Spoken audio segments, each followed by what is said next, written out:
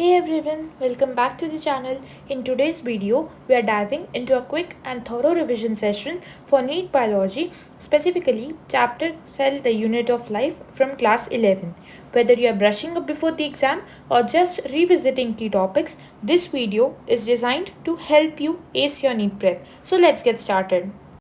सबसे पहले let's start with very basic line. We all know all organisms are made up of cell. फिर there is about some scientist G N Ramachandran. इन्होंने बताया था structure of protein and he also told the triple helical structure of collagen. इसके बाद unicellular cells की क्या properties है. So unicellular cells capable है इंडिपेंडेंट एग्जिस्टेंस के लिए. कितने सारे सेल्स हैं बैक्टीरिया यूनिसेलुलर होते हैं जो इंडिपेंडेंटली एग्जिस्ट कर रहे हैं. They also perform all the functions जो उनको ज़रूरी है वो सारे फंक्शंस कर सकते हैं. इसका मतलब they are capable of living. मतलब ऐसा नहीं है ना कि वो एक ही सेल है तो कुछ कर नहीं पा रहे. No, they can do everything. Then cell is the structural and functional unit of life. Anything less than a complete structure of cell does not ensure independent living. मतलब ये यूनिसेलर है but at least they have one cell. तो एक cell से कम, half cell if you say, so half cell can not survive, half cell can not do independent living. So एक cell complete structure of a cell it मतलब वो बताता है कि इंडिपेंडेंटली रह सकता है कोई सेल. इसके बाद कुछ डिस्कवरीज है इंपॉर्टेंट. फर्स्ट सेल या टर्म सेल या डेड सेल किसने देखा था. So it was seen and discovered by Robert Hooke. He is called father of cytology and he is also regarded for cell wall discovery because dead cell discover किया. Dead cell has cell wall, so cell wall discovery. इसके बाद first living cell किसने discover किया. A V Leeuwenhoek. So Leeuwenhoek discovered first living cell and उन्होंने human sperm study किया था. सो this is also important. आपको पता होना चाहिए कौन से साइंटिस्ट ने क्या किया है. And nucleus was discovered by Robert brown इन 1931. ऐसे और भी साइंटिस्ट है जैसे गोल्जी बॉडी कैमिलो गोल्जी ने डिस्कवर किया था. फिर जो राइबोसोम्स है वो जॉर्ज पैलेट ने डिस्कवर किया था. वो हम आगे देखेंगे बट ये मेन 3 पूछे जाते हैं एग्जाम में. Now let's come on to what is cell theory. Cell theory जो है ये क्यों बनाई थी, ये एक्चुअली एक मिस्ट्री है. लिविंग फिनोमिना जो है उन सब के लिए काय की मिस्ट्री है. ये क्या स्टडी करता है, फिजियोलॉजिकल एंड बिहेवियरल प्रोसेसेस. अब सेल थ्योरी को हम कैसे समझते हैं. So it is understood as all living organisms are composed of cells या फिर products of cells and all cells arise from pre existing cells. मतलब अगर ये लेट्स से न्यू सेल है जो आप बोल रहे हो कि आज आया है, सो ये किसी ना किसी प्री एग्जिस्टिंग सेल से ही बना है. ऐसा नहीं हो सकता है कि एकदम से ये नया सेल अपने आप आ गया. No, that is not possible. Now modern cell theory this was given by 3 scientist. So सबसे पहले 2 साइंटिस्ट ने अपना वर्डिक्ट दिया. फिर देयर वाज थर्ड साइंटिस्ट जिन्होंने कुछ और एडिशंस करके एक नया स्टेटमेंट दिया. So this all 3 come under modern cell theory. So सबसे पहले थे श्लेडन ने, ईयर इज इम्पॉर्टेंट, 1838 में. He was in German botanist. ठीक है, तो उन्होंने क्या बताया कि दे टुगेदर ये जो श्लेडन थे उन्होंने और श्वान ने मिलके क्या किया ये हम देखते हैं. उसके पहले सिर्फ श्लेडन का अगर आपको पूछा गया तो इज अ बॉटनिस्ट, तो उन्होंने क्या किया, प्लांट बॉडी स्टडी किया और उन्होंने बताया कि देर मेड अप ऑफ सेल्स और फिर वो आगे बहुत सारे सेल्स मिलके टिश्यूज़ बनाते हैं. नाउ इसी तरह श्वान, थियोडर श्वान, 1839 में 1 साल का डिफरेंस है, 1838 एंड 39. इन्होंने क्या किया, he was actually English zoologist. उन्होंने प्रपोज किया हाइपोथेसिस कि जो एनिमल्स की बॉडीज़ है और जो प्लांट्स की बॉडीज़ है वो कंपोज है cells and products of cells. मतलब इन्होंने सिर्फ प्लांट्स का बताया और श्वान ने एनिमल्स प्लांट्स दोनों को बता दिया. He studied animal cells. उन्होंने बताया कि एनिमल सेल्स के पास थिन आउटर कवरिंग जो होती है उसको प्लाज्मा मेम्ब्रेन बोलते हैं. अब इन्होंने बताया कि प्लाज्मा मेम्ब्रेन एनिमल्स में, और इन्होंने ये भी बताया वेरी इंपॉर्टेंट स्टेटमेंट कि जो सेल वॉल है वो सिर्फ प्लांट सेल्स का यूनिक कैरेक्टर, यूनिक फीचर है. इसके बाद श्लेडन और श्वान दोनों ने मिलकर सेल थ्योरी फॉर्मुलेट की, बट वो आज हमें ये एक्सप्लेन नहीं कर सकती है कि नए सेल्स कैसे फॉर्म होते हैं. इस वजह से एक और साइंटिस्ट है रुडोल्फ वर्चोव इन 1855. उन्होंने श्लेडन और श्वान के हाइपोथेसिस को मॉडिफाई किया और सेल थ्योरी को एक फाइनल शेप दिया जिसको हम मॉडर्न सेल थ्योरी बोलते हैं. उन्होंने बोला ओमनिस सेल्यूला ई सेल्यूला, मतलब new cells arise from pre existing cells. So this one statement was sufficient to complete this theory and give it modern cell theory का नाम. इसके बाद very important questions are asked from this topic. इसके बाद इस topic से भी question पूछे जाते हैं। Size, shape and activities of cells depend करती है उनके फंक्शन पे। जैसे कुछ सेल्स के साइजेस है, यूकैरियोटिक सेल जो है 10 से 20 माइक्रोमीटर होता है, प्रोकैरियोटिक सेल या कोई बैक्टीरिया का सेल 1 से 2 माइक्रोमीटर होता है, या 3 to 5 माइक्रोमीटर भी जा सकता है।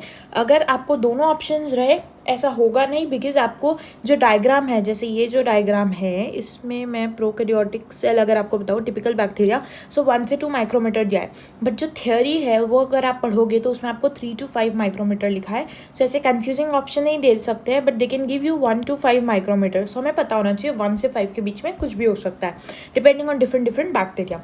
फिर पीपीएलओ या माइकोप्लाज्मा जो है which is smallest living cell, ये हमने पढ़ा है बायोलॉजिकल क्लासिफिकेशन में। You can check out my video that is uploaded on this channel for more information. So PPLO या माइकोप्लाज्मा का साइज 0.1 माइक्रोमीटर है, और इसमें भी डायग्राम में यहाँ पर देखो माइकोप्लाज्मा पीपीएलओ 0.1 दिया हुआ है, बट अगर आप थ्योरी पढ़ोगे तो उसमें 0.3 माइक्रोमीटर दिया हुआ है। इसके बाद वायरसेस का जो साइज़ है वो है 0.02 से 0.2 माइक्रोमीटर। आरबीसी जो है वो राउंड और बाइकॉन्केव होते हैं, उनका साइज है 7 माइक्रोमीटर इन डायमीटर। ऑस्ट्रिच का जो एग है this is the largest cell, और जो न्यूरॉन है it is the longest cell. ये प्रॉपर्टीज पूछी जाती है। इसके बाद ये सेल्स देख लो, red blood cells is round and biconcave, white blood cells amoeboid shape के हैं, कॉलमनार एपिथेलियल सेल्स जो है लॉन्ग और नैरो है, nerve cells are branched and long, tracheid is elongated, mesophyll cell is round and oval. और ये eukaryotic cell का size, bacteria PPL हमने देखा, और ये वायरसेस का साइज। ठीक है, ये बहुत इंपॉर्टेंट क्वेश्चंस पूछे जाते हैं। अब लेट्स स्टडी प्रोकैरियोटिक बैक्टीरिया का डायग्राम। इसमें सबसे पहले लेट्स स्टार्ट विद द बाहर की layers. Do not get confuse, बहुत सारा लिखा हुआ है बट इंपॉर्टेंट पॉइंट्स हमें याद रखने हैं। सबसे पहले सबसे बाहर जो लेयर होती है that is cell wall. Cell wall जो होती है प्लांट्स में सेल्यूलोज की बनी है, फंगी में काइटिन की बनी है, बट बैक्टीरिया में it is made up of amino acids and sugars जिसको पेप्टाइडोग्लाइकेंस बोलते हैं। सेल वॉल जो है उसका काम है शेप और सपोर्ट प्रोवाइड करना, and it prevents that organism from bursting या फिर फ्रॉम कोलैप्सिंग। इसके बाद जो अंदर लेयर है that is plasma membrane. Plasma membrane का कंपोजिशन यूकैरियोटिक और प्रोकैरियोटिक ऑर्गेनिजम्स में सेम है, लाइपोप्रोटीन यानी लिपिड्स और प्रोटीन की बनी हुई है। सिलेक्टिवली परमेनेबल है, मतलब कुछ कुछ और मतलब चीज़ों को ही अंदर बाहर आने जाने देंगे, एंड लिविंग स्ट्रक्चर है। इसके बाद जो ये प्लाज्मा मेम्ब्रेन, सेल वॉल, और इसमें एक और स्पेशलाइज्ड लेयर होती है। ये आप देख सकते हो मैंने डॉट डॉट डॉट डॉट बनाया है बाहर साइड में, राइट। ये जो अभी मैंने पिंक से डॉट डॉट डॉट बनाया है, आप इस साइड पे देखो, ये जो डॉट डॉट मैंने बनाया है that layer is called glycocalyx. So अब ग्लाइकोकैलिक्स क्या होता है, सॉरी, ग्लाइकोकैलिक्स एक पॉलीसैकेराइड शुगर है। ये यूकैरियोट्स में ओलिगोसैकेराइड की बनी है, very important, oligosaccharide. So in eukaryotes it is made up of oligosaccharide, और ये स्लाइमी हो सकती है जिसमें थिन या स्लाइम हो सकता है, कैप्सूल में थिक और हार्ड होती है। अब ये जो है plasma membrane plus cell wall plus glycocalyx, इन तीनों को मिला के एनवेलप, सेल एनवेलप बोलते हैं, and this is known as single protective unit. ये तीनों एक साथ मिलजुल के काम करते हैं और उस चीज़ को, एनिमल को, ऑर्गेनिज्म को प्रिवेंट करते हैं। अब let's study one more important structure, flagella. Flagella क्या है? फ्लैजेला के पार्ट्स क्या क्या है? सबसे पहले बेसल बॉडी होती है, एक बीच में हुक पार्ट होता है, और लास्टली ये होता है फिलामेंट पार्ट। ठीक है, तो अब आप देखो अगर, so basal body, hook and filament. Flagella जो है फ्लैजेलिन प्रोटीन का बना हुआ है, 360 डिग्री मूव कर सकता है, लोकोमोशन में हेल्प करेगा, 360 डिग्री मूव करेगा बैक्टीरिया में। सो फ्लैजेला यूकैरियोट्स में, बैक्टीरिया में it is made up of flagellin protein, eukaryotes में टिब्यूलिन प्रोटीन का बना हुआ है और वो सिर्फ 180 डिग्री मूव करता है। सो बैक्टीरियल फ्लैजेला और यूकैरियोटिक फ्लैजेला का डिफरेंस पूछा, so bacterial flagella is made up of flagellin protein, eukaryotic flagella is made up of tubulin protein. Bacterial flagella 360 degree move करता है, यूकैरियोटिक फ्लैजेला 180 डिग्री ही move करता है। इसके बाद let's come on to next structure. अगर हम और स्ट्रक्चर देखें मेम्ब्रेन पे क्या लोकेटेड है, तो सेल वॉल पे, सेल अटैचमेंट में जो हेल्प करता है, जो प्लाज्मा मेम्ब्रेन का एक्सटेंशन है, उसमें दो स्ट्रक्चर्स है, एक है पिलाई और एक है फिम्ब्री। जो पिलाई है वो लंबा लंबा होता है, कम होता है, थोड़ा मोटा होता है। जो फिम्ब्री है वो छोटा होता है बट ज़्यादा इन नंबर होता है। आप देख सकते हो मेरे डायग्राम में भी वो क्लियरली रिप्रेजेंटेड है, राइट। अब ये जो पिलाई और फिम्ब्री है दोनों पिलिन प्रोटीन का बना हुआ है। पिलाई का क्या काम है? ट्रांसफ़र ऑफ डीएनए, कॉन्जुगेशन बोलते हैं उसको। इसके बाद let's come on to next structure which is plasmid, very important structure. ये जो स्ट्रक्चर आप देख रहे हो this is plasmid. So it is used to monitor bacterial transformation with foreign DNA. मतलब जब फॉरेन दो बैक्टीरिया जब आपस में मिलते हैं, डीएनए उनका कंबाइन होता है, तो वो सब मॉनिटर करने के लिए प्लाज्मिड होता है। वो एक यूनिक फिनोटिपिक कैरेक्टर देता है जैसे रेजिस्टेंस टू एंटीबायोटिक्स। ये जो प्रॉपर्टी है that is of plasmid. So this is single circular double stranded DNA, nucleoid से छोटा है, एक्स्ट्रा क्रोमोसोमल डीएनए है, वेरी इंपॉर्टेंट, सेल्फ रेप्लिकेटिंग है, मतलब खुद की कॉपीज बना सकता है और कुछ ही बैक्टीरिया में रहेगा, ज़रूरी नहीं है कि सब में हो। इसके बाद नेक्स्ट स्ट्रक्चर जो है वो है मीजोसोम। पेरिफेरल मीजोसोम होता है और एक दूसरा सेंट्रल मीजोसोम होता है। नॉट वेरी इंपॉर्टेंट, उसकी चीज़ें क्या काम है उसका वो इंपॉर्टेंट है। So this is very firstly analogous to mitochondria. वो इनफोल्डिंग है प्लाज्मा मेम्ब्रेन की। देखो ये भी प्लाज्मा मेम्ब्रेन की इनफोल्डिंग है मीजोसोम्स, और पिलाई और फिम्बरी भी प्लाज्मा मेम्ब्रेन की ही इनफोल्डिंग है। डीएनए रेप्लिकेशन और उसके डॉटर सेल्स में डिस्ट्रीब्यूशन इंपॉर्टेंट है। मीजोसोम सिर्फ प्रोकैरियोट्स में मिलेगा क्योंकि यूकैरियोट्स में तो माइटोकॉन्ड्रिया प्रेजेंट होता है। इसके फंक्शंस हम बाद में देखेंगे। This was discovered by F James. इसके बाद next structure is nucleoid, double stranded DNA. Cytoplasm में ऐसे ही प्रेजेंट होता है, कोई वॉल कोई मेम्ब्रेन नहीं होती है। सर्कुलर है, सिंगल क्रोमोसोम है, हिस्टोन प्रोटीन इज एब्सेंट। फिर कुछ इंक्लूजन बॉडीज होती है स्टोरेज के लिए, जो स्टोर करेगी, जैसे फॉस्फेट बॉडी है वो वॉल्यूटिन ग्रेन्यूल स्टोर करती है। प्रोटीन जो है साइनोफेसिन ग्रेन्यूल स्टोर करता है। Glycogen is glycogen granule store करता है। और fats are stored by polyhydroxy butyric acid. Inclusion bodies की कोई मेम्ब्रेन नहीं होती और ऐसे ही फ्रीली इन साइटोप्लाज्म लाई करता है। इसके बाद में अगर हम बात करें राइबोसोम की, very important property 70S ribosome होता है। Size is very important, 15x20 nanometre. Prokaryote eukaryote दोनों में मिलता है। ये इंक्लूजन बॉडीज़ है कुछ। और एक और इम्पॉर्टेंट स्ट्रक्चर है विच इज़ पॉलीराइबोसोम। पॉलीराइबोसोम क्या होता है? mRNA प्रोटीन के ऊपर अटैच, मतलब mRNA एक थ्रेड है उसके ऊपर काफ़ी सारे प्रोटीन्स अटैच्ड है। जैसे मैं अगर आपको ये बताऊँ, so this is mRNA strand और इसके ऊपर ये अटैच्ड है राइबोसोम्स। मैंने शायद प्रोटीन बोल दिया था, वेरी सॉरी। सो mRNA के ऊपर राइबोसोम्स अटैच्ड है, दिस इज कॉल्ड पॉलीराइबोसोम। ठीक है, इसके बाद कुछ और पॉइंट्स देख लेते हैं। पिलाई मैंने बताया इलोंगेटेड ट्यूब्यूलर है। फिम्बरी जो है छोटा है, ब्रिसल लाइक स्ट्रक्चर है। फिम्बरी काम करता है सबस्ट्रेटम से अटैच करने में। दोनों भी प्लाज्मा मेम्ब्रेन के एक्सटेंशंस है और मोटिलिटी में कोई रोल नहीं है इनका। इसके बाद अगर हम मीजोसोम की बात करें तो ये specialised differentiated cell membrane plasma membrane का ही पार्ट है। मेम्ब्रेनस स्ट्रक्चर है, एक्सटेंशंस है which is can be in the form of vesicles, tubules या फिर लैमिले। और इसके फंक्शंस बहुत इंपॉर्टेंट है। Cell wall formation, cell division, replication of DNA and distribution to daughter cells, respiration, secretion processes and increase the surface area of plasma membrane and enzymatic content. फिर organisation of prokaryotic cell is fundamentally similar even though prokaryotes exhibit a wide variety of shapes and functions. मतलब prokaryotic का जो organisation होता है वो eukaryote जैसा ही होता है, जबकि प्रोकैरियोट्स में बहुत सारे शेप्स फंक्शंस अलग अलग होते हैं। Most prokaryotic cells specifically bacteria जो है उसमें केमिकली कॉम्प्लेक्स सेल एनवेलप होती है। Although each layer of envelope perform distinct function they act together as single protective unit. जो मैंने आपको बताया, सेल मेम्ब्रेन या plasma membrane, cell wall and glycocalyx, तीनों लेयर्स।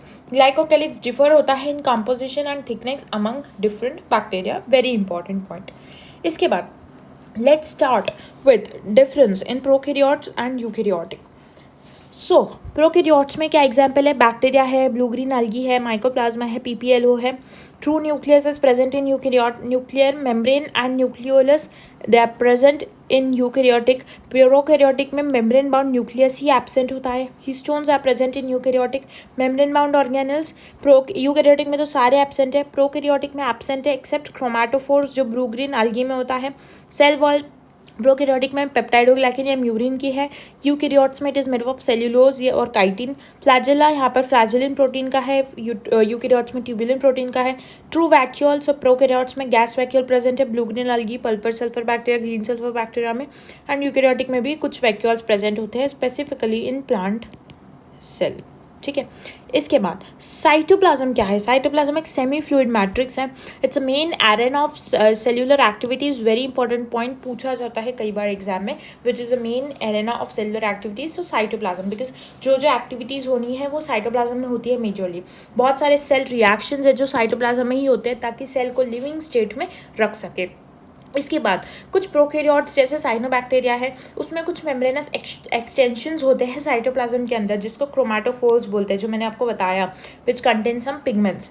फ्लैजेला जो है प्रोकैरियोट्स का, वो फिलामेंटस एक्सटेंशन है सेल वॉल का। प्रोकैरियोट्स में फ्लैजेला सेल वॉल का एक्सटेंशन है। और मतलब मैं आपको एक अगर बता दूँ, देखो, मीजोजोम, पिलाई, फिम्ब्री, ये 4 हमने स्ट्रक्चर्स देखे थे जो काइंड ऑफ मेम्ब्रेन से बाहर निकल रहे थे, राइट।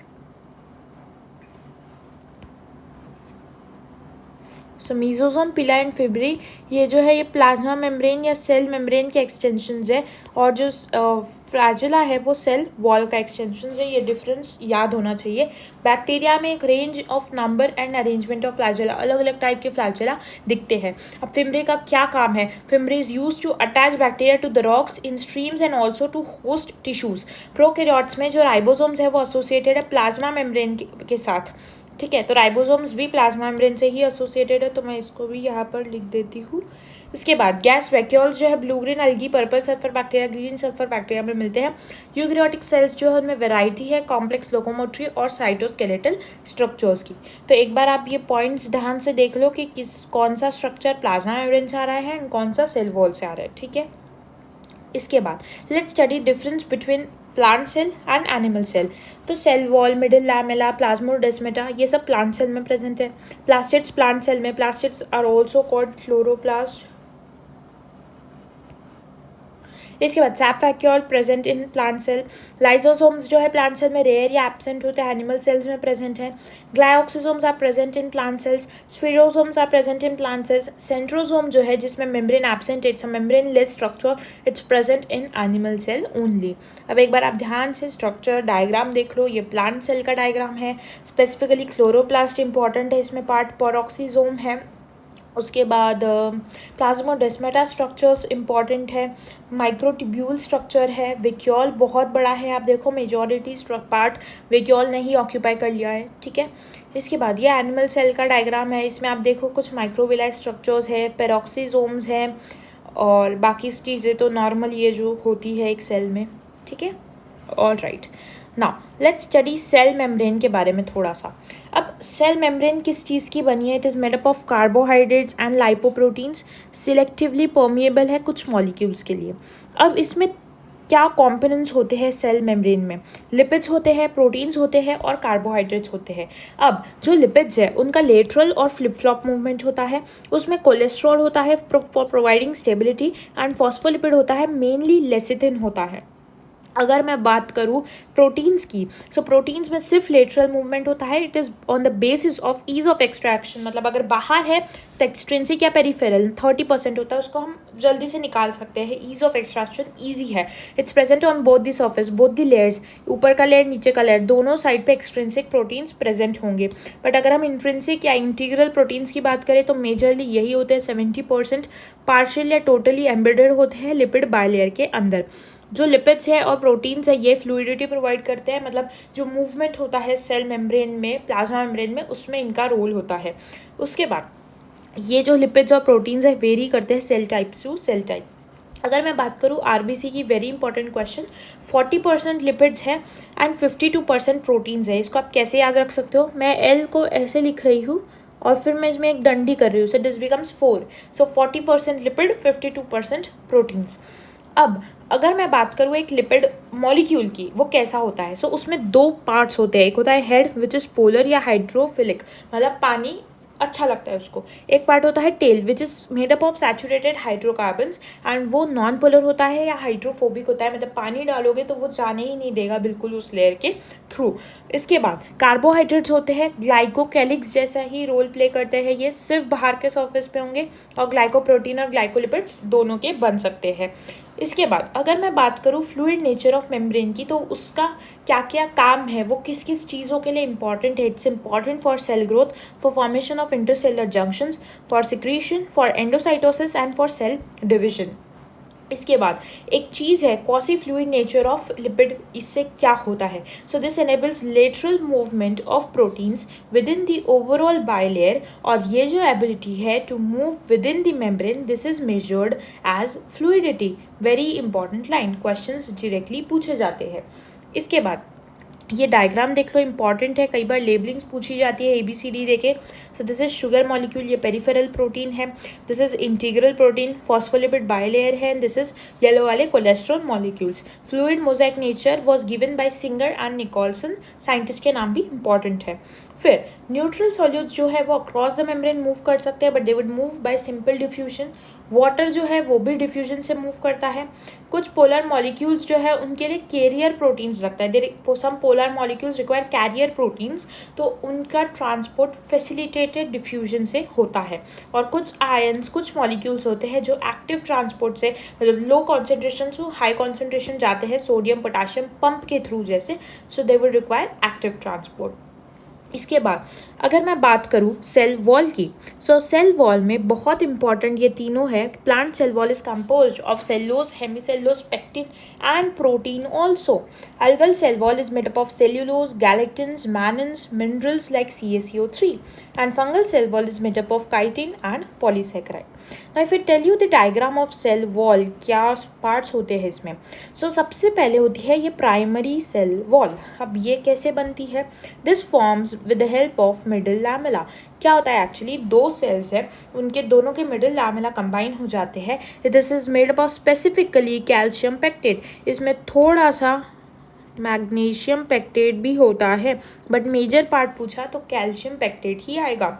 ये ग्लू करता है, नेबरिंग सेल्स को जोड़ के रखता है, सीमेंटिंग लेयर बनाता है, और जब अगर फ्रूट कोई पकता है, राइपिन होता है, तो ये लेयर सॉफ्ट हो जाती है और वो फ्रूट थोड़ा सॉफ्ट हो जाता है। अब just adjacent to middle lamella on both the sides is primary cell wall। so primary wall। Primary wall जो है this is thin and this is flexible. जब सेल यंग होता है तब ये वॉल बनती है, और इसमें पेक्टिन का अमाउंट ज़्यादा होता है। When I talk about secondary wall, तो जैसे सेल मैच्योर होता है, ये जो प्राइमरी वॉल है डे थोड़ी थोड़ी डिमिनिश होती है, कम होती जाती है, और सेकेंडरी वॉल बनती जाती है। This is thick and hard layer, इसमें लिग्निन ज़्यादा होता है, and this is form towards plasma membrane. ये जो रेड वाल है दोनों तरफ, this layer is plasma membrane. तो आप देखो सेकेंडरी वॉल इधर साइड बन रही है, सेकेंडरी वॉल इधर साइड बन रही है, towards the plasma membrane. So this is formed inner side of cell पे। इसके बाद जो ग्रीन स्ट्रक्चर्स है ये वाले, this is plasmodesmata. So this form cytoplasmic bridge between two adjacent cells. So cytoplasmic bridge बन जाता है between two adjacent cells, and middle lamella और सेल वॉल जो है इनको ये कट करके जाता है, ठीक है। इसके बाद सेल वॉल, उसका काम क्या है? It gives shape to the cell, protect करता है सेल को किसी मैकेनिकल डैमेज से, किसी इन्फेक्शन से, और हेल्प करता है सेल टू सेल इंटरेक्शन में, प्रोवाइड करता है barrier to undesirable macro molecules. Very important. इसके बाद ग्राम पॉजिटिव और ग्राम नेगेटिव बैक्टीरिया के बारे में एनसीईआरटी में इतना डिटेल नहीं दिया हुआ है, बट कुछ इंपॉर्टेंट चीज़ें वो मैं बता देती हूँ, कभी आउट ऑफ एनसीईआरटी क्वेश्चंस आए तो पूछ सकते हैं आपको। So gram stain is also called crystal violet या जेनिशियन वॉयलेट, और क्रिश्चियन ग्राम ने प्रोसेस दी थी gram positive gram negative bacteria identify करने की। आयोडीन जो है या पोटेशियम आयोडाइड जो है दैट इज़ कॉल्ड फिक्सेंट या मॉर्डेंट, उससे कलर फिक्स हो जाता है। फिर एसीटोन जो है उसको डी कलराइजिंग या डी स्टेनिंग एजेंट बोलते हैं, बिकॉज वो लिपिड्स को डिजोल्व कर लेता है। और बाकी जो सैफ्रनिन है दैट इज़ काउंटर स्टेन, वापस कलर ला देता है। इसके अलावा उतना कुछ इंपॉर्टेंट नहीं है आपके लिए। एक चीज़ जो और पूछ सकते हैं, ग्राम नेगेटिव बैक्टीरिया में डाई क्यों नहीं आता है? Because it has thin cell wall and उसमें लिपिड्स का कॉन्सेंट्रेशन ज़्यादा होता है जो एसीटोन से डिजोल्व हो जाता है। इसके बाद जो पॉइंट्स इंपॉर्टेंट है एनसीईआरटी में दिए हुए हैं वो क्या है? ग्राम पॉजिटिव बैक्टीरिया जो है वो ग्राम स्टेन ले लेता है। It is sensitive to penicillin and lysosome. उसमें सेल वॉल थिक होती है, वो पैथोजेनिक कम है, मतलब कम डिसीजेस कॉज करेगा। एग्जाम्पल क्या है? Corynebacterium, diphtheriae and lactobacillus. Gram negative bacteria जो है उसके एग्जाम्पल्स क्या है? Vibrio cholerae, E coli, agrobacterium tumefaciens, जो डिसीज कॉज करते हैं, पैथोजेनिक होते हैं, वो वाले बैक्टीरिया। अब बैक्टीरिया को दो ग्रुप्स में क्लासीफाई किया मैंने, gram positive and gram negative, on the basis of difference in cell envelope, cell wall, और वो किस प्रोसेस से, किस तरीके से रिस्पॉन्ड करते हैं स्टेनिंग प्रोसीजर को। अब हम देखेंगे different structures. Let's start with सबसे पहले एंडोमेम्ब्रेन सिस्टम। एंडोमेम्ब्रेन सिस्टम में 4 ऑर्गेनल्स आते हैं, ER, Golgi body, lysosomes and vacuole. ये चारों के फंक्शंस कोऑर्डिनेटेड होते हैं। इसके बाद अगर एक नॉर्मल डायग्राम बनाऊँ मैं, उसमें ईआर जो है ये न्यूक्लियर मेम्ब्रेन के ही क्या बोल सकते हैं, उसके पार्ट से रीअपियर करता है, उससे अटैच्ड होता है। ट्यूब्यूल्स हो सकते हैं या वेसिकल्स हो सकते हैं। This is single membrane structure. ये डिवाइड करता है इंटरसेलुलर स्पेस को 2 पार्ट्स में, एक luminal part which is inside ER और एक एक्स्ट्रा ल्यूमिनल पार्ट जो साइटोप्लाज्म होता है। अब आप देखो ये ईआर है, ठीक है, दिस इज ईआर। तो ये कितने पार्ट्स में डिवाइड कर रहा है? एक ये पूरा ये वाला पार्ट है, ये वाला पूरा, दिस इज साइटोप्लाज्म। और एक पार्ट है ये ईआर के अंदर वाला which is called luminal part. बाहर cytoplasm is extra luminal part. अब ईआर के 2 टाइप्स है, एक है RER, second one is SER. RER जो है आउटर न्यूक्लियर मेम्ब्रेन के साथ कंटिन्यूस है, प्रोटीन सिंथेसिस में उसका रोल है। एसईआर जो है उसका लिपिड और स्टेरॉइड सिंथेसिस में रोल है। Now when I talk about Golgi body, Golgi body was discovered by Camillo Golgi in 1898। इसके यूनिट्स को सिस्टोर्ने बोलते हैं। साइज इज 0.1 to 1 माइक्रॉन और ये ऑलवेज एसोसिएटेड है ईआर के साथ, ठीक है, हमेशा ईआर से एसोसिएटेड होती है। ईआर कुछ चीज़ें बना के भेजेगा गोल्जी के पास, उसको पैकेज करेगी, वो प्रोसेस करेगी, ट्रांसपोर्ट करेगी। 2 क्या बोल सकते हैं इसके स्ट्रक्चर्स है, 2 पार्ट्स है। एक है सिस या कॉन्वेक्स या फॉर्मिंग फेज, जो ये साइड वाला है, दिस इज सिस या कॉन्वेक्स या forming phase, and this is trans या कॉन्केव या मैच्योरिंग फेज। सो सिस या कॉन्वेक्स या फॉर्मिंग फेज एंड ट्रांस या कॉन्केव या maturing phase, this both the phases are entirely different but interconnected. Important point है।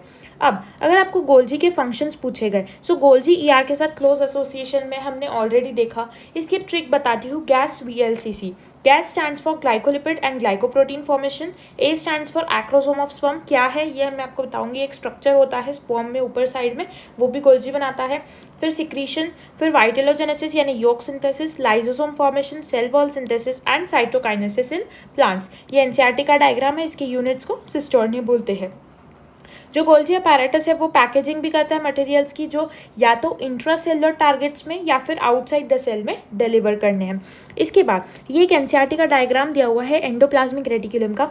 ये nucleus है, this is nuclear pore, this is rough endoplasmic reticulum because उसके ऊपर ribosomes present है, and this is smooth endoplasmic reticulum जिस पे ribosomes absent है। अब आरईआर के क्या फंक्शंस है, कहाँ पर प्रेजेंट है? बेसिकली गॉबलेट सेल्स में प्रेजेंट है, एंजाइम प्रीकर्सर ऑफ लाइसोसोम बनाता है, निसल्स ग्रैन्यूल्स बनाता है, रिफॉर्मेशन ऑफ न्यूक्लियर मेम्ब्रेन है ये, मतलब न्यूक्लियर मेम्ब्रेन से ही बनते हैं। गोल्जी का ओरिजिन यही से होता है। Acinar cells of pancreas and plasma cells में एंटीबॉडीज बनाते हैं और एंडोक्राइन सेल्स में होते हैं। इसके बाद मटेरियल्स जो पैकेज होते हैं इन द फॉर्म ऑफ वेसिकल्स, वो ईआर से जो होते हैं पैकेजिंग, वो क्या होता है, सिस फेज ऑफ गोल्जी के साथ फ्यूज करते हैं। मैंने डायग्राम बनाया था अभी, ये ऐसा होता है, सॉरी, ये ऐसा ऐसे ऐसे ऐसे कनेक्टेड होते हैं और यहाँ पर ये लास्ट ऐसा है, ठीक है। तो ये सिस फेज है, ये ट्रांस फेज है। सो सिस फेज के साथ वो मॉलिक्यूल्स आकर अटैच होते हैं। लेट्स से ये ईआर है, यहाँ पर इससे एक मॉलिक्यूल बना, इसको पैकेज करके ट्रांसपोर्ट करना है, तो ये आएगा यहाँ से अटैच हो जाएगा, सिस फेज ऑफ गोल्जी से अटैच होगा और वो आगे जाएगा मैच्योरिंग फेज तक के। और ये सिस फेज के साथ अटैच हुआ, आगे जाएगा मैच्योरिंग फेज पर, यहाँ से पैकेज होके बाहर निकल जाएगा। Number of protein synthesized by ribosomes on the ER are modified in the cisternae of Golgi before they are released from the trans phase. मतलब ईआर से कुछ प्रोटीन्स बनाए गए लेट्स से, तो वो भी वापस जाते हैं सिस फेज से, फिर ट्रांस फेज से बाहर निकलते हैं पैकेज होके। अब लाइसोसोम क्या है? लाइसोसोम एक सिंगल मेम्ब्रेन माउंट वेसिकल है, सिर्फ एक ही मेम्ब्रेन है। एसिडिक पीएच होता है 4 to 5 पीएच। इसको सुसाइड बैग ऑफ सेल बोलते हैं बिकॉज अगर ये फट गया तो पूरा सेल मर जाएगा। पॉलीमॉर्फिक ऑर्गेनेल है, मतलब शेप बदल सकता है। प्रोटॉन पंप्स होते हैं इसमें, क्योंकि इसमें low concentration to high concentration pump करना पड़ सकता है कभी। गोल्जी के पैकेजिंग से बनता है। फिर इसमें कुछ हाइड्रोलाइटिक एंजाइम्स होते हैं जिसमें हाइड्रोलिसिस होते हैं, जो डिसॉल्व कर सकते हैं कार्बोहाइड्रेट्स को, प्रोटीन्स को, लाइपेज को। कार्बोहाइड्रेट्स को डिसॉल्व करेंगे कार्बोहाइड्रेसेस, प्रोटीन्स प्रोटीएजेस, लिपिड्स को लाइपेजेस, और ये डाइजेस्ट करते हैं carbohydrates, proteins, lipids and nucleic acids. अब let's see what is vacuole. Vacuole भी एक मेम्ब्रेन बाउंड स्पेस है, टर्जिडिटी प्रोवाइड करता है। अब इसमें तीन टाइप्स के वैक्यूल्स है। एक है फूड वैक्यूल। फूड वैक्यूल क्या होगा, फूड पार्टिकल्स एनगल्फ करने से बनेगा, प्रोटिस्ट में प्रेजेंट है। फिर है कॉन्ट्रैक्टाइल वैक्यूल जिसका काम है osmo regulation and excretion, amoeba में प्रेजेंट है। और सैप वैक्यूल जो सिर्फ प्लांट्स में प्रेजेंट है, 90% of the volume of cell occupy करता है। देन वी हैव एंथोसाइनिन्स जो वाटर कंटेनिंग पिगमेंट्स होते हैं, इसमें कुछ स्ट्रक्चर्स होते हैं, उसको एंथोसाइनिन्स बोलते हैं। अब न्यूक्लियस ये है और साइटोप्लाज्म है, तो mostly 90% part of the cell is occupied by vacuole only. तो इसमें क्या होता है एक्चुअली, सिर्फ दिस इज सैप वैक्यूल, तो इसके अंदर वाटर होता है, सैप होता है, एक्सक्रीटरी वेस्ट होता है, और ऐसे प्रोडक्ट जो सेल को यूजफुल नहीं है अभी, वो सब कुछ वैक्यूल में स्टोर होते हैं। इसकी वॉल को सिंगल वॉल जो उसको टोनोप्लास्ट बोलते हैं, सिंगल मेम्ब्रेन, सिलेक्टिवली परमिएबल है और एक्टिव ट्रांसपोर्ट होता है। क्यों एक्टिव ट्रांसपोर्ट होता है, बिकॉज वैक्यूल के अंदर हाई कॉन्सेंट्रेशन होता है काफ़ी, और जो वैक्यूल के बाहर यानी साइटोप्लाज्म में लो कॉन्सेंट्रेशन होता है। So low concentration to high concentration against concentration gradient जाना है, सो दैट्स एक्टिव ट्रांसपोर्ट होता है। ठीक है, इसके बाद अगर माइटोकॉन्ड्रिया की बात करें तो ये भी डबल मेम्ब्रेन बाउंड स्ट्रक्चर है। नंबर शेप वेरी कर सकता है depending on the function they perform. Aerobic respiration करेगा, it's powerhouse of cell, ATP synthesis करने में हेल्प करेगा। जब तक कि स्टेन नहीं कर सकते, पर्टिकुलर स्टेन से, डाई से उसको स्टेन नहीं करते हैं, वो विजिबल नहीं है, ऑक्सीडेटिव फॉस्फोराइलेशन होता है। This is largest organelle in animal. अब इसमें आउटर मेम्ब्रेन है विच इज कंटिन्यूअस या फिर लिमिटिंग बाउंड्री बनाता है। इनर मेम्ब्रेन जिसमें एंजाइम्स प्रेजेंट है, ETS enzyme transport system, SDH ये एंजाइम प्रेजेंट है, एंड ऑक्सीजोम्स प्रेजेंट है।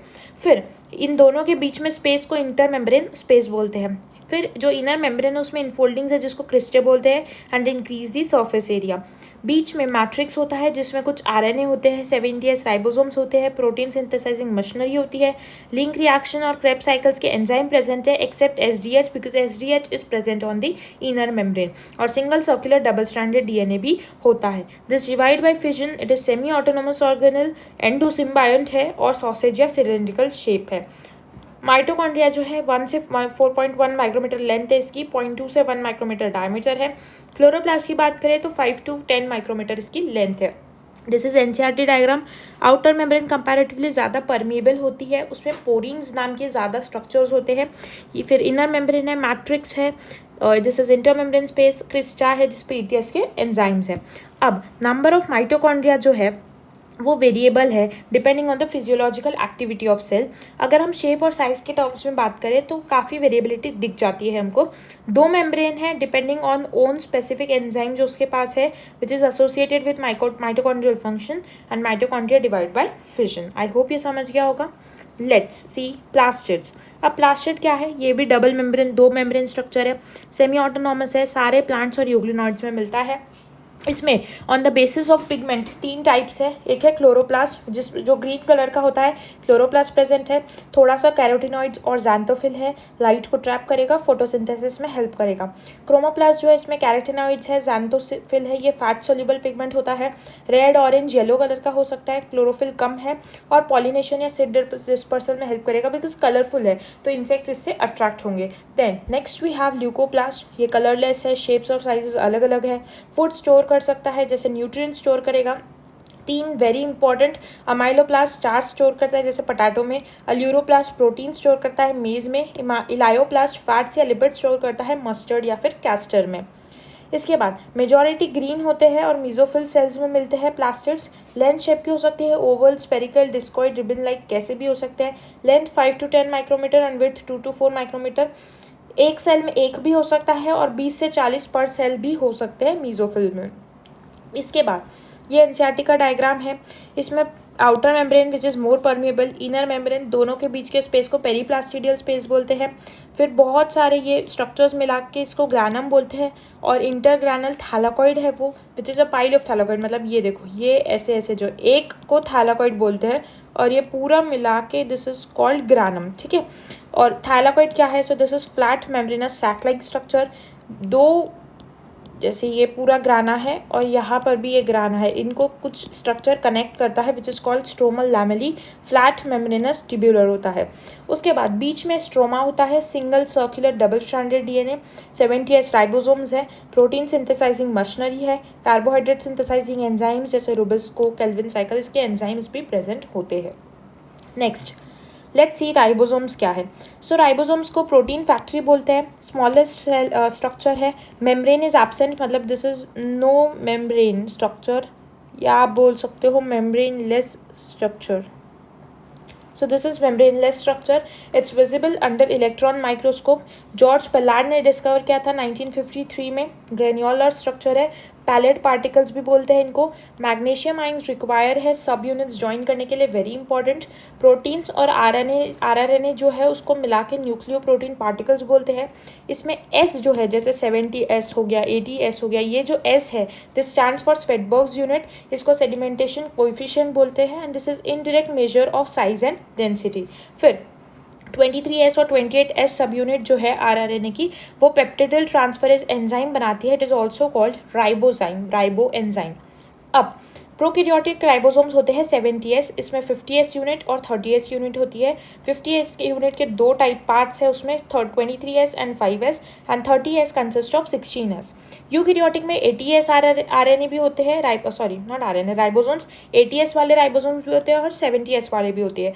80S साइटोप्लाज्म आरईआर में प्रेजेंट है और 70S माइटोकॉन्ड्रिया और क्लोरोप्लास्ट में प्रेजेंट है. अब 80S जो है इसमें 60S और 40S ऐसी यूनिट्स है. इसका ये डायग्राम है. 60S की यूनिट्स है 28S, 5.8S एंड 5S, और 40S की यूनिट है 18S. अब अगर आपको बोला कि 70S और 80S में कौन सा ऐसा यूनिट है जो कॉमन है, so unit which is common is 5S. सो दोनों भी इसमें 5S प्रेजेंट है. ठीक है. इसके बाद ये एनसीईआरटी का डायग्राम है. लार्ज सब यूनिट आप देख सकते हो थोड़ी सी डोम शेप की है, स्मॉल सब यूनिट थोड़ी सी कैप शेप की है. ठीक है. इसके बाद व्हाट इज साइटोस्केलेटन. ये फिलामेंटस प्रोटीनिशियस स्ट्रक्चर होते हैं, थ्रेड लाइक स्ट्रक्चर्स होते हैं, माइक्रोट्यूब्यूल्स के बने हो सकते हैं, माइक्रोफिलामेंट्स के या इंटरमीडिएट फिलामेंट्स के बने हो सकते हैं. क्या काम है इनका? मैकेनिकल सपोर्ट प्रोवाइड करना, मोटिलिटी प्रोवाइड करना and shape of the cell maintain करके रखना. इसमें एक स्ट्रक्चर हम पढ़ेंगे साइटोस्केलेटन स्ट्रक्चर, सेंट्रियोल और सेंट्रोसोम. जो सेंट्रोसोम है वो एक ऑर्गेनेल है, मेम्ब्रेन उसमें एब्सेंट है. जो सेंट्रियोल है वो बेसल बॉडी बनाता है सीलिया और या फ्लैजुला की, and it forms spindle fibre. अब आप देखो सेंट्रोसोम क्या है. सो ये एक स्ट्रक्चर और ये एक स्ट्रक्चर, इसको मिला के सेंट्रोसोम बोलते हैं, और इनके आजू बाजू में अमॉर्फस पेरीसेंट्रियोलर मटेरियल प्रेजेंट होता है. इसके बाद सेंट्रियोल का डायग्राम कैसा होता है. बीच में आप देखो एक सेंट्रल प्रोटीन हब है, आजू बाजू ये ब्लैक वाले 9 पेरिफेरल ट्रिपलेट्स है. टोटल 9 है. ट्रिपलेट्स इसलिए बिकॉज 3 यूनिट्स है, 1, 2 एंड 3, 3 यूनिट्स है. माइक्रोट्यूब्यूल की बनी है, ट्यूब्यूलिन प्रोटीन की बनी है. ये जो है सेंट्रल हब से जुड़े हुए हैं बाय 9 रेडियल स्पोक्स जो प्रोटीन के बने हुए हैं, और 2 पेरिफेरल ट्रिपलेट्स आपस में जुड़े हुए हैं बाय AC लिंकर, ये भी प्रोटीन का बना हुआ है. अब सेंट्रियोल को 9+0 या कार्टविल अपीयरेंस क्यों बोलते हैं. कार्टविल बिकॉज आप देख सकते हो एक चक्के जैसा दिख रहा है. अब 9+0 क्यों बोलते हैं, वेरी इंपॉर्टेंट क्वेश्चन. साइड में 9 ट्रिपलेट्स हैं और बीच में कुछ भी नहीं है, मतलब इट्स जस्ट प्रोटीन हब, कुछ बस ऐसे आ गया है. बाकी स्पेसिफिकली ऐसा नहीं है कि कुछ शीट लाइक स्ट्रक्चर या कुछ स्पेसिफिक स्ट्रक्चर है, वो नहीं है. सो आजू बाजू में 9, बीच में कुछ नहीं है, तो 0. So 9+0 structure, very important. Let's say cilia और फ्लैजेला के बारे में. तो सीलिया और फ्लैजेला जो है ये एक्चुअली हेयर लाइक आउटग्रोथ्स है प्लाज्मा मेम्ब्रेन की. सीलिया स्मॉल स्ट्रक्चर है. ओर्स यानी चप्पू, जो नाव में हम ऐसे मूव करते हैं नाव को, तो उसको स्ट्रक्चर को चप्पू ओर्स बोलते हैं. इसका काम है सेल का मूवमेंट करना या सराउंडिंग फ्लूइड का मूवमेंट करना. अब फ्लैजेला कंपैरेटिवली लॉन्गर होता है, सेल मूवमेंट में काम है उसका. ट्यूब्यूलिन प्रोटीन का बना हुआ है. प्रोकैरियोटिक और यूकैरियोटिक फ्लैजेला स्ट्रक्चरली डिफरेंट होते हैं, वेरी इंपॉर्टेंट, मैंने आपको बताया भी था, है ना. इसके बाद में ये आप डायग्राम देख लो, इलेक्ट्रॉन माइक्रोग्राफ का डायग्राम है, और ये इंटरनल स्ट्रक्चर बता रहा है. ये देखो मैंने यहाँ बनाया है. प्लाज्मा मेम्ब्रेन प्रेजेंट होती है, वेरी इंपॉर्टेंट. सीलिया और फ्लैजेला में प्लाज्मा मेम्ब्रेन प्रेजेंट होती है. इसमें 9 पेरिफेरल माइक्रोट्यूबुलर डबलेट्स हैं. देखो इसमें 2-2 ही यूनिट्स है. हमने अभी जो पढ़ा सेंट्रियोल में उसमें 3 यूनिट्स थे, it was triplets, but this is only doublet. So this is doublet. Inter doublet bridge है जिसको AB लिंकर भी बोलते हैं. उस पर हमने AC लिंकर बोला था बिकॉज 3 यूनिट्स थी, यहाँ 2 ही यूनिट्स है, तो बस ये 2 ही एक दूसरे को कनेक्ट करेंगी. सेंट्रल में माइक्रोट्यूब्यूल के 2 सिंगलेट्स होते हैं. अब आप देखो बीच में यहाँ पर 2 सिंगलेट्स है सेंट्रल माइक्रोट्यूब्यूल के, बाजू में 9 है. So this is called 9+2 arrangement, 9+2 doublet arrangement. ये जॉइंट है 9 रेडियल स्पोक्स से. फिर बीच में ये है सेंट्रल शीथ, और यहाँ पर कुछ dynein core ATPase enzyme produce करता है वो, ताकि एटीपी बने, मूवमेंट में हेल्प करे। इसके अलावा जो बेसल बॉडी है वो 9+0 मतलब सेंट्रियोल जैसे स्ट्रक्चर की बनी हुई है, और जो एक्सोनीम है, जो कोर है या फिलामेंट है, वो 9+2 का बना हुआ है। इसके बाद let's see something about micro bodies. ये छोटे छोटे माइन्यूट वेसिकल्स हैं, बहुत सारे सिंगल मेम्ब्रेन स्ट्रक्चर्स हैं, स्पेसिफिक एंजाइम्स बनाते हैं, and this is present in both plants and animals. एक माइक्रो बॉडी को बोलते हैं स्पीरोसोम, जो प्लांट्स में प्रेजेंट है, इनको प्लांट लाइजोसोम्स बोलते हैं, because lysosomes is characteristic feature of animals, plants में नहीं है। सो प्लांट लाइजोसोम जो है वो स्पीरोसोम है, मतलब वो काइंड ऑफ डिस्ट्रॉय वगैरह करता है सेल को, एंड इसमें लिपिड स्टोरेज होता है। ग्लाइऑक्सिसोम जो है ये ऑयली सीड्स में प्रेजेंट है, इसका काम है ऑयल को शुगर में कन्वर्ट करना by a cycle called glyoxylate cycle. इसका मतलब ये बीटा ऑक्सीडेशन ऑफ फैट करता है और ग्लूकोनियोजेनेसिस बनाता है, मतलब ग्लूकोज का प्रोडक्शन करता है। देन पेरोक्सिसोम जो है प्लांट्स में फोटो रेस्पिरेशन का काम है, C2 साइकिल बोलते हैं, और एनिमल्स में यूरेट मेटाबॉलिज्म का काम है। इसके बाद न्यूक्लियस अगर बोले तो nucleus was discovered by Robert Brown. It was stained, it is can be stained by some basic dyes, जो फ्लेमिंग ने स्टेन करके देखा, और जो क्रोमैटिन स्ट्रक्चर है वो स्टेन किया फ्लेमिंग ने, और क्रोमैटिन नाम दिया। उन्होंने इंटरफेज न्यूक्लियस को स्टडी किया। ये जो डायग्राम है, this diagram is of interphase nucleus only, ऐसा न्यूक्लियस जो नॉन डिवाइडिंग स्टेज में अभी, और उसमें इलैबोरेट न्यूक्लियोप्रोटीन फाइबर्स दिखे, जिसको उन्होंने क्रोमैटिन बोला।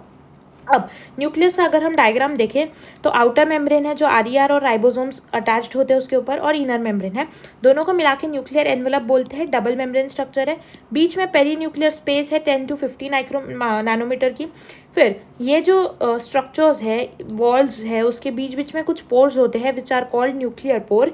ये दोनों मेम्ब्रेन के फ्यूजन से बनता है। प्रोटीन और RNA दोनों डायरेक्शंस में आना जाना कर सकते हैं। उसके बाद बीच में न्यूक्लियर मैट्रिक्स स्ट्रक्चर होता है, इसको न्यूक्लियोप्लाज्म भी बोल सकते हैं। इसमें एक स्ट्रक्चर होता है क्रोमैटिन, जिसमें DNA, कुछ basic histone, non histone proteins और RNA होता है, और एक है न्यूक्लियोलस जो स्फेरिकल है, मेम्ब्रेन बाउंड नहीं है, कंटिन्यूअस है मैट्रिक्स के साथ। इसमें एक्टिव rRNA सिंथेसिस होता है, और ये राइबोसोमल फैक्ट्री है। ज़्यादा नंबर मिलेंगे उस सेल्स में जहाँ पर प्रोटीन सिंथेसिस एक्चुअली करना है, ठीक है, बिकॉज इसका काम ही है प्रोटीन बनाना, तो जहाँ पर ज़्यादा प्रोटीन बनाना है वहाँ ज़्यादा न्यूक्लियोलस प्रेजेंट रहेगा, ठीक है। अब न्यूक्लियस जो है ये एब्सेंट होते हैं राइबोसोम्स और मैच्योर सीव ट्यूब सेल्स में। इसके बाद क्रोमोसोम का structure, so chromosome is visible only in dividing cell. इसका डायग्राम देख लो आप, ये टीलोमियर नॉन स्टिकिंग एंड है, दिस इज क्रोमोसोम्स जिसमें जीन्स प्रेजेंट है, दिस इज सेंट्रोमियर, इसको प्राइमरी कॉन्स्ट्रिक्शन बोलते हैं, सारे क्रोमोसोम्स में बहुत इंपॉर्टेंट है। फिर काइनेटोकोर है, जिससे प्रोटीन डिस्क अटैच होती है दोनों भी साइड्स पे, स्पिंडल फाइबर्स अटैच होते हैं। फिर ये सेकेंडरी कॉन्स्ट्रिक्शन है, जो नॉन स्टेनिंग है और एक कॉन्स्टेंट लोकेशन पे प्रेजेंट होता है हर क्रोमोसोम में। एंड दिस इज सैटेलाइट, जो क्रोमोसोम 13, 14, 15, 21, 22 और वाई क्रोमोसोम्स में मिलता है। This is a small fragment, ठीक है। इसके बाद क्रोमोसोम्स 4 टाइप्स के हैं on the basis of position of centromere. Centromere क्या था, सो ये क्रोमोसोम है, तो ये जो गोल स्ट्रक्चर दिख रहा है दिस इज सेंट्रोमियर। एक क्रोमोसोम है मेटासेंट्रिक, इसमें क्या होता है, ये जो क्रोमोसोम है इसकी आर्म्स को, ऊपर वाले आर्म को P आर्म बोलते हैं, नीचे वाले आर्म को Q आर्म बोलते हैं। सो मेटासेंट्रिक में दोनों भी आर्म्स इक्वल होते हैं, सेंट्रोमियर बीच में होता है, P और Q आर्म इक्वल साइज के होते हैं, इसमें क्रोमोसोम V या K शेप के होते हैं। सो दिस इज V, या इसी को हम ऐसे K बोलते हैं। फिर सब मेटासेंट्रिक क्रोमोसोम में क्या होता है, ऊपर वाला जो P आर्म है छोटा हो जाता है, नीचे वाला Q आर्म लंबा लॉन्ग हो जाता है।